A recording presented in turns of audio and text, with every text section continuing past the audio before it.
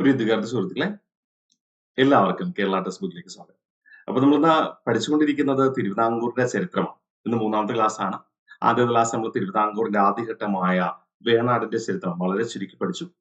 പിന്നെ വേണാടിന്റെ അവസാന ഭരണാധികാരിയും തിരുവിതാംകൂർ എന്ന വിസ്തൃതമായ രാജ്യത്തിന്റെ സ്ഥാപകനുമായ മാർത്താണ്ഡവർമ്മയെ കുറിച്ച്, തിരുവിതാംകൂറിന്റെ രൂപീകരണത്തെ കുറിച്ച് കഴിഞ്ഞ ക്ലാസ്സിൽ പഠിച്ചു. ഇന്നേ ദിവസം മാർത്താണ്ഡവർമ്മയുടെ അനന്തരാവകാശിയായ കാർത്തിക തിരുനാളിനെ കുറിച്ച് നമുക്കറിയാം. വേണാടിലായിക്കോട്ടെ തിരുവിതാംകൂറിലായിക്കോട്ടെ മരുമക്കത്ത സമ്പ്രദായമാണ് അല്ലെ. നമ്മുടെ മാർത്താണ്ഡവർമ്മ തായ്വഴിയിൽപ്പെട്ട വ്യക്തിയാണ്. അതുകൊണ്ട് അദ്ദേഹം അധികാരം ഏറ്റെടുത്തു. ഇനി അടുത്ത അധികാരത്തിൽ വരേണ്ടത് ആരാണ്? പിതൃവഴിയിൽപ്പെട്ട ആളാണ്. തായ്വഴിയുടെ ആസ്ഥാനം പത്മനാഭപുരം എന്ന് നമുക്കറിയാം. പിതൃവഴിയുടെ ആസ്ഥാനം തിരുവനന്തപുരം അല്ലെ. അപ്പൊ സ്വാഭാവികം നമ്മുടെ മാർത്താണ്ഡവർമ്മയ്ക്ക് ശേഷം അധികാരത്തിൽ വരുന്നത് പിതൃവഴിയിൽപ്പെട്ട ആളാണ്. മറ്റൊരു തരത്തിൽ പറഞ്ഞാൽ എട്ടുവീട്ടിൽ പിള്ളമാരുടെ പിൻതലമുറക്കാരാണെന്ന് പറയാം. ക്ലിയർ?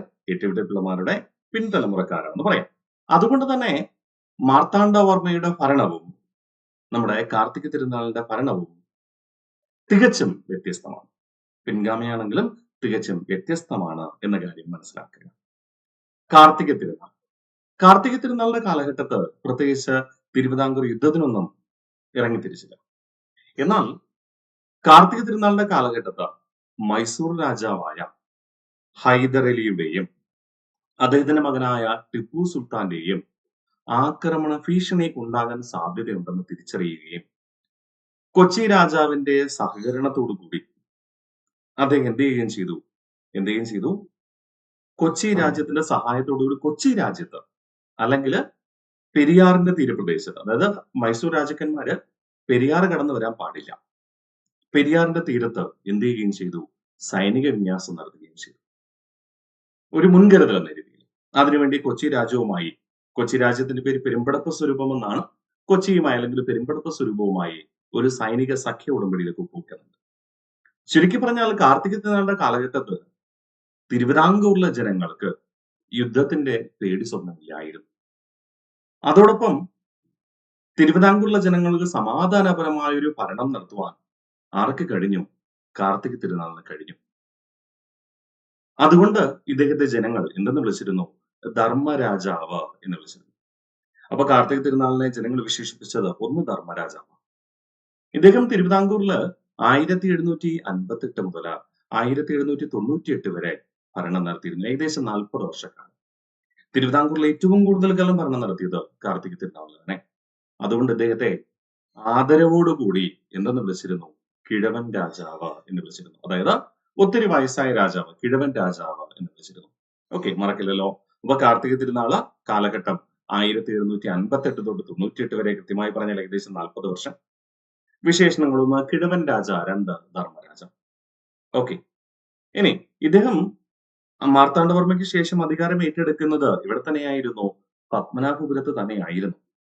ഓക്കെ, മാർത്താണ്ഡവർമ്മയുടെ കാലഘട്ടത്തും അതിനുശേഷം കാർത്തിക തിരുനാളിന്റെ കാലഘട്ടം ബ്രിട്ടീഷുകാര് തിരുവിതാംകൂറുമായി ഒരു സൗഹൃദ രീതിയിലാണ് മുന്നോട്ട് പോയത്.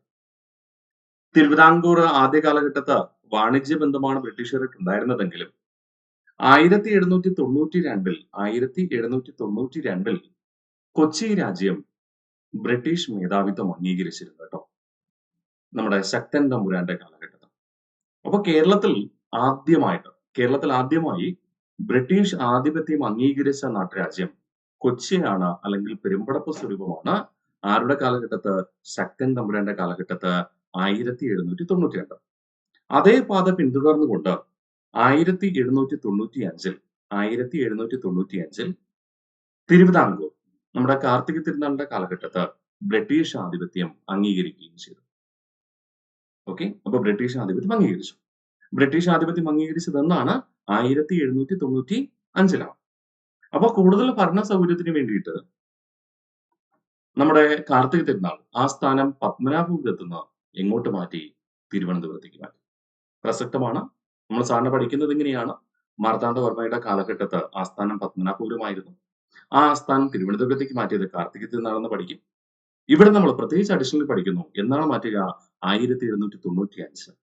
എന്തുകൊണ്ട്? ബ്രിട്ടീഷ് ആധിപത്യം അംഗീകരിച്ച വർഷമാണ് 1795. അപ്പൊ ഭരണ സൗകര്യത്തിന് വേണ്ടിയിട്ട് എങ്ങോട്ട് മാറ്റി? തിരുവനന്തപുരത്തേക്ക് മാറ്റി. ഓക്കെ അല്ലേ? മറക്കില്ലല്ലോ. അപ്പോ കേരളത്തിലെ ഏത് നാട്ടുരാജ്യമാണ് ആദ്യമായി ബ്രിട്ടീഷ് മേധാവിത്വം അംഗീകരിക്കുക? കൊച്ചിയാണ്. ഏത് വർഷം? 1792. തിരുവിതാംകൂർ ബ്രിട്ടീഷ് മേധാവിത്വം അംഗീകരിക്കുന്ന 1795. ആ വർഷം ആസ്ഥാനം എങ്ങോട്ട് മാറ്റി? പത്മനാഭപുരത്ത് നിന്ന് തിരുവനന്തപുരത്തേക്ക് മാറ്റി. ഇനി കാർത്തിക തിരുനാൾ എന്ന വ്യക്തിയിലേക്ക് നമുക്ക് പോകാം. ഞാൻ നിങ്ങളോട് സൂചിപ്പിച്ചിരുന്നു, നമ്മുടെ മൈസൂർ രാജാക്കന്മാരുടെ ആക്രമണത്തിൽ നിന്ന് തിരുവിതാംകൂറിനെ സംരക്ഷിക്കാൻ വേണ്ടി അദ്ദേഹം സൈനിക നീക്കം നടത്തിയിരുന്നു. ആരുടെ സഹായത്തോടുകൂടി? കൊച്ചിയുടെ. അപ്പൊ ആദ്യം സൈനിക സഹകരണത്തെക്ക് കുറിച്ച് പരിശോധിക്കാം.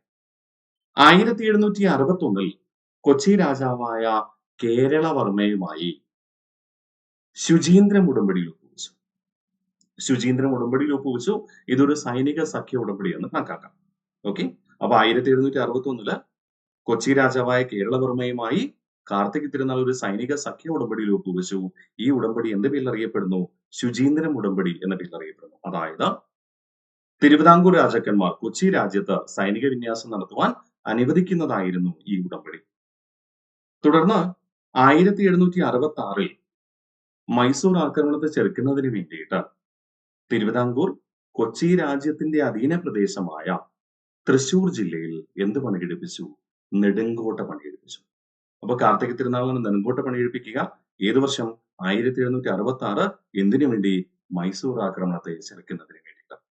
ഓക്കെ അല്ലെ? ഇത് കൂടാതെ അദ്ദേഹം എന്ത് ചെയ്തു? 1789 ഡച്ചുകാരുടെ കൈവശം ഉണ്ടായിരുന്നതും എന്നാൽ കൊച്ചി രാജ്യത്ത് നിലനിന്നതുമായ കൊടുങ്ങല്ലൂർ കോട്ട കൂടാതെ പള്ളിപ്പുറം കോട്ട എന്നിവ വിലയ്ക്ക് വാങ്ങി. ഈ കൊടുങ്ങല്ലൂർ കോട്ടയുടെ മറ്റൊരു പേരാണ് കോട്ടപ്പുറം കോട്ട. പള്ളിപ്പുറം കോട്ടയ്ക്ക് വീണ്ടും കുറെ പേരുകളുണ്ട് അല്ലെ? യൂറോപ്യന്മാർ കേരളത്തിൽ ആരംഭിച്ച ആദ്യത്തെ കോട്ടയാണ് പള്ളിപ്പുറം കോട്ട. എവിടെയാ? കൊച്ചിയിൽ. അതുകൊണ്ട് കൊച്ചി കോട്ട എന്നറിയപ്പെടുന്നു, ആയക്കോട്ട എന്നറിയപ്പെടുന്നു, അഴിക്കോട്ട എന്നറിയപ്പെടുന്നു, പിന്നെ വൈപ്പിൻ കോട്ട എന്നറിയപ്പെടുന്നു, പിന്നെ മാനുവൽ കോട്ട എന്നറിയപ്പെടുന്നു. അപ്പൊ മാനുവൽ കോട്ട അല്ലെങ്കിൽ പള്ളിപ്പുറം കോട്ട അല്ലെങ്കിൽ കൊച്ചി കോട്ട അല്ലെങ്കിൽ വൈപ്പിൻ കോട്ട അല്ലെങ്കിൽ ആയക്കോട്ട അല്ലെങ്കിൽ അഴിക്കോട്ട കൂടാതെ കൊടുങ്ങല്ലൂർ കോട്ട അഥവാ കോട്ടപ്പുറം കോട്ട എന്ത് ചെയ്തു? ഡച്ചുകാരിൽ നിന്ന് വിലയ്ക്ക് വാങ്ങി. ഏത് വർഷം? 1789. എന്തിനു വേണ്ടിയിട്ടാ ഇതൊക്കെ? എന്തിനു വേണ്ടിയിട്ടാ? മൈസൂർ രാജാക്കന്മാരുടെ ആക്രമണത്തിൽ നിന്ന് ചെറുക്കാൻ. ആരൊക്കെ മൈസൂർ രാജാക്കന്മാർ? ഹൈദരലിയും അദ്ദേഹത്തിന്റെ മകനായ ടിപ്പു സുൽത്താൻ. അങ്ങനെ ചുരുക്കി പറഞ്ഞാൽ സൈനിക വിന്യാസം നടത്തിയെങ്കിലും പെരിയാറിലെ വെള്ളപ്പൊക്കം ഉണ്ടായത് കാരണം ടിപ്പുവോ അല്ലെങ്കിൽ ഹൈദരലിയോ ഇങ്ങോട്ട് വന്നില്ല. അതുകൊണ്ട് പ്രത്യേകിച്ച് ഒരു യുദ്ധവും ആര് ചെയ്തിട്ടില്ല? കാർത്തിക തിരുനാൾ ചെയ്തിട്ടില്ല. എങ്കിലും തിരുവിതാംകൂർ സുരക്ഷിതമായിരുന്നു. ഓക്കെ.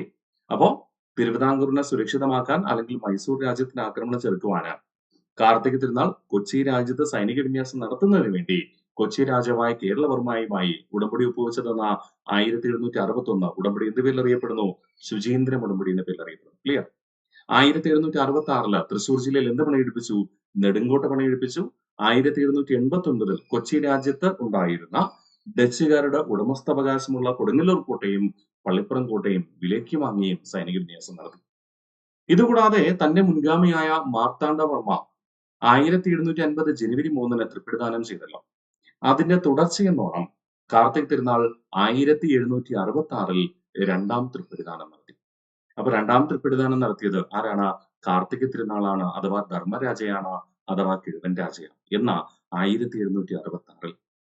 മാർത്താണ്ഡവർമ്മ 1750 ജനുവരി 3 തൃപ്പടിദാനം നടത്തുകയും പത്മനാഭസ്വാമി ക്ഷേത്രത്തിൽ മുറജപം, ഭദ്രദീപം എന്നീ ആചാരങ്ങൾ ആരംഭിച്ചു. കൂടാതെ ഒറ്റക്കൽ മണ്ഡപം പണിയെടുപ്പിച്ചു അല്ലെ? ഇവിടെ കാർത്തിക തിരുനാൾ 1766 രണ്ടാം തൃപ്പടിദാനം നടത്തുകയും ഒരു സപ്തസ്വര മണ്ഡപം പണിയെടുപ്പിക്കുകയും ചെയ്തു. ഈ സപ്തസ്വര മണ്ഡപത്തിന് 1000 കൽപ്പടവുകൾ ഉള്ളതുകൊണ്ട് ഇതിനെ എന്തെന്ന് വിളിക്കാറുണ്ട്? സഹസ്ര കൽ മണ്ഡപം എന്ന് വിളിക്കാറുണ്ട്. അപ്പോ സപ്തസ്വര മണ്ഡപം അഥവാ സഹസ്ര കൽ മണ്ഡപം പണിയെടുപ്പിച്ചത് പത്മനാഭസ്വാമി ക്ഷേത്രത്തിൽ ആരാണ്? കാർത്തിക തിരുനാളാണ്. ഓക്കെ. അപ്പോ രണ്ടു കാര്യം ഒരുമിച്ച് പറയണം. 1766 രണ്ടാം തൃപ്പടിദാനം നടത്തിയത് കാർത്തിക തിരുനാളാണ്. അതോടൊപ്പം പത്മനാഭസ്വാമി ക്ഷേത്രത്തിൽ സപ്തസ്വര മണ്ഡപം അഥവാ സഹസ്ര കൽ മണ്ഡപം പണിയെടുപ്പിച്ചു. ഓക്കെ. ഇനി തിരുവിതാംകൂറിൽ ആദ്യമായി താലൂക്കുകൾ ആരംഭിച്ചത് ആരാ? മാർത്താണ്ഡവർമ്മയാണ് അല്ലെ? കഴിഞ്ഞ ക്ലാസ്സിൽ നമ്മൾ പഠിച്ചു. എന്താ താലൂക്കുകൾ അറിയപ്പെട്ട പേര്? താലൂക്കുകൾ അറിയപ്പെട്ട പേരെന്തായിരുന്നുടാ? മണ്ഡപത്തും വാതുക്കൽ എന്നായിരുന്നു. എത്ര താലൂക്കുകൾ ഉണ്ടായിരുന്നു? 20 താലൂക്ക് ഉണ്ടായിരുന്നു അല്ലെ? 20 മണ്ഡപത്തും വാതുക്കൽ അഥവാ 20 താലൂക്ക് ഉണ്ടായിരുന്നു. നിലവിൽ കേരളത്തില് ഈ താലൂക്കുകളെ കോർഡിനേറ്റ് ചെയ്യാൻ വേണ്ടിയിട്ട് എന്തെങ്കിലും ഭരണ സംവിധാനം ഉണ്ടോ? ഉണ്ട്. റവന്യൂ ഡിവിഷനുകൾ ഉണ്ട് അല്ലെ? RDO ആണ് അതിന്റെ ഉദ്യോഗസ്ഥൻ. അതായത് ജില്ലയുണ്ട്, ജില്ലയുടെ കീഴിൽ റവന്യൂ ഡിവിഷൻ ഉണ്ട്, റവന്യൂ ഡിവിഷന്റെ കീഴിലാണ് താലൂക്കുകൾ ഉള്ളത്. ആ താലൂക്കിന്റെ കീഴിൽ വില്ലേജ് ഓഫീസും. ശരിയല്ലേ? അതുപോലെ നമ്മുടെ കാർത്തിക തിരുനാള് മാർത്താണ്ഡവർമ്മ തുടക്കം കുറിച്ച താലൂക്കുകളെ ഭരണ നിർവഹണത്തിന് വേണ്ടി, താലൂക്കുകളെ കോർഡിനേറ്റ് ചെയ്യാൻ വേണ്ടി എന്താരംഭിച്ചു? 3 റവന്യൂ മേഖലകൾ ആരംഭിച്ചു. തെക്കേമുഖം, വടക്കേമുഖം, പടിഞ്ഞാറേമുഖം എന്നിവ. തെക്കേമുഖം, വടക്കേമുഖം, പടിഞ്ഞാറേമുഖം എന്നിവ. അതെന്താ കിഴക്കേമുഖം സ്ഥാപിക്കാത്തെ? അതായത് തിരുവിതാംകൂറിന്റെ ആസ്ഥാനം എവിടെയാ? തിരുവനന്തപുരത്തല്ലേ? തിരുവനന്തപുരം എന്ന് പറയുന്നത് കന്യാകുമാരി മുതൽ ആലപ്പുഴയിലെ പാതിരാമണൽ ദ്വീപ് വരെയുള്ള ഭൂപ്രദേശമാണ് തിരുവിതാംകൂറിന്റെ വിസ്തൃതി. ആസ്ഥാനമാകട്ടെ ഏകദേശം മധ്യഭാഗത്തായിട്ട് എവിടെയാ? തിരുവനന്തപുരത്താണ്. ഓക്കെ. അപ്പൊ തിരുവനന്തപുരത്തിന്റെ തെക്ക് ഭാഗത്തുള്ള ഭൂപ്രദേശങ്ങൾ, തിരുവനന്തപുരത്തിന്റെ വടക്ക് ഭാഗത്തുള്ള ഭൂപ്രദേശങ്ങൾ, പിന്നെ തിരുവനന്തപുരത്തിന്റെ പടിഞ്ഞാറ്, അതായത് തീരപ്രദേശമുള്ള ഭൂപ്രദേശം. പിന്നെ എന്താ ഉള്ളത്? കിഴക്ക് ഭാഗത്ത് മലനാട്, സഖ്യപർവ്വതം അല്ലേ?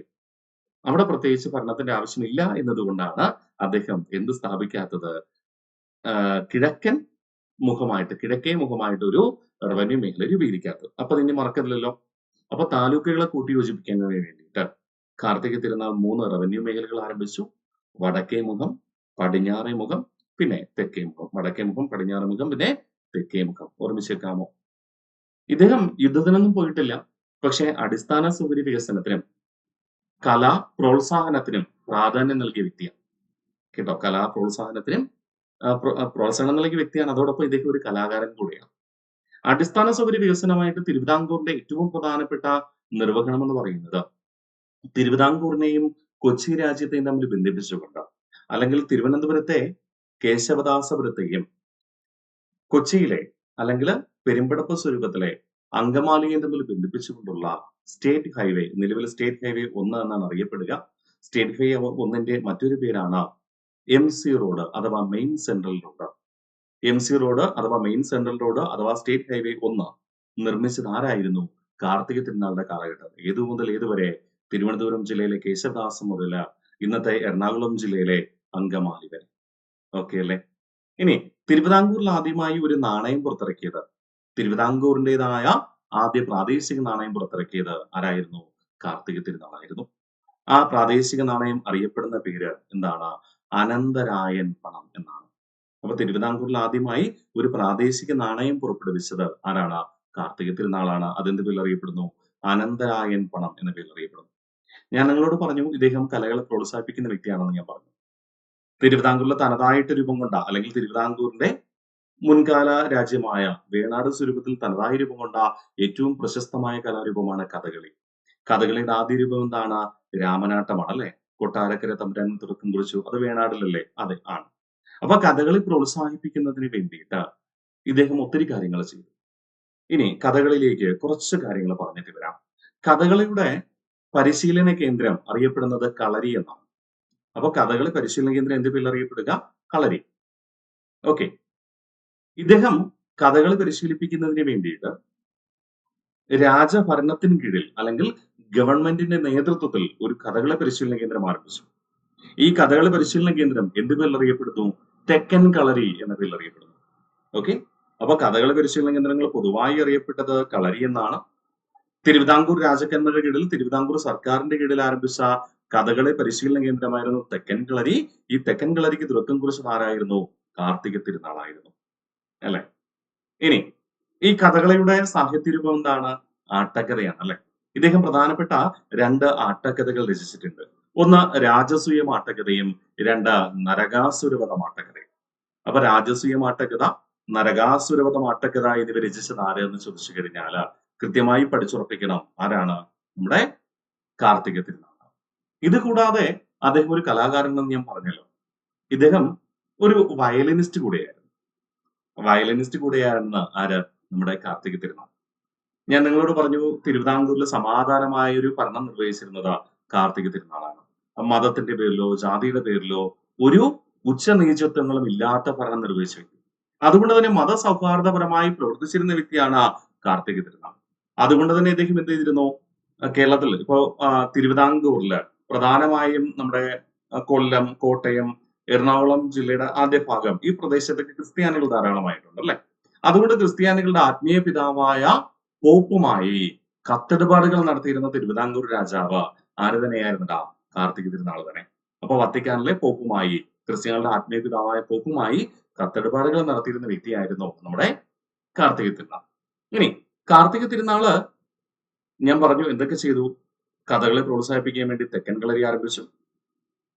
കഥകളിയുടെ അടിസ്ഥാന സാഹിത്യവുമായ 2 ആട്ടക്കഥകൾ രചിച്ചു. രാജസൂയ ആട്ടക്കഥയും നരകാസുരവധവും. പ്രശസ്തനായ വയലിനിസ്റ്റ് ആയിരുന്നു എന്ന് ഞാൻ പറഞ്ഞു അല്ലെ. ഇതുകൂടാതെ ഇന്ത്യയിലെ പ്രധാനപ്പെട്ട നൃത്തരൂപങ്ങളെയൊക്കെ പ്രോത്സാഹിപ്പിക്കാൻ ഇദ്ദേഹം ശ്രമിച്ചു. ഭാരതീയ നൃത്തരൂപങ്ങളുടെ അടിസ്ഥാനം എന്ന് പറയുന്നത് ഭരതമുനിയുടെ നാട്യശാസ്ത്രമല്ലേ? ഭാരതീയ നൃത്തരൂപങ്ങളുടെ അടിസ്ഥാനം എന്ന് പറയുന്നത് ഭരതമുനിയുടെ നാട്യശാസ്ത്രം എന്ന ഗ്രന്ഥമാണ്. അതുകൊണ്ട് തന്നെ നാട്യശാസ്ത്രം എന്ന ഗ്രന്ഥത്തിന്റെ ഒരു വിശദീകരണം ആരെഴുതി? കാർത്തിക തിരുനാൾ എഴുതി. ഇതെന്ത് പേരിൽ അറിയപ്പെടുന്നു? ബലരാമ ഭാരതം എന്ന പേരിൽ അറിയപ്പെടുന്നു.